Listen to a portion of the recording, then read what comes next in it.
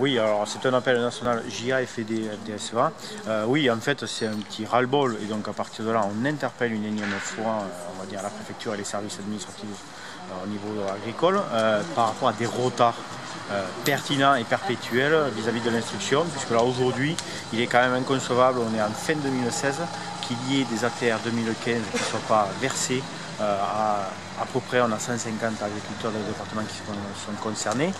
Et il manque, que les choses soient bien claires, aujourd'hui un dû de quasiment 9 millions d'euros pour tous ces agriculteurs-là vis-à-vis d'ATR pas réglés, l'ICHN et autres aides qui n'ont pas été versées en temps et en heure par l'administration, et cela s'accumule depuis bien trop longtemps. Nous, on ne veut pas savoir à un moment donné s'il y a un problème informatique. Je pense que le papier existe toujours et qu'il y a toujours les tuyaux pour permettre d'avancer sur les dossiers et de pouvoir les régulariser au plus vite.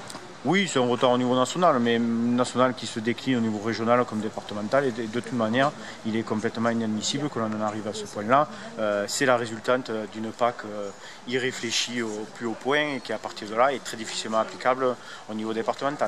Le gros souci, c'est, comme Benjamin Constant l'a souligné, c'est qu'il y a des agriculteurs, bien entendu, qui ne sont pas réglés sur des dossiers datant de 2015, avec donc de très gros problèmes de trésorerie sur l'exploitation, à une époque où on a vraiment du mal déjà à rejoindre le bout. Les aides-PAC avec quasiment 2 ans de retard, ça commence à devenir plus que critique.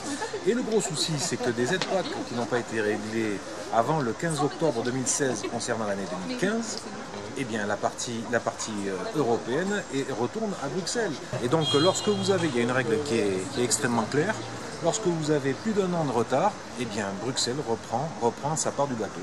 Ce qui fait que dans une époque où on nous parle de faire des économies, la première des dépenses qui est faite, parce que les agriculteurs devront être payés, même en retard, mais ils devront être payés, eh bien ça sera au détriment de l'ensemble de la nation.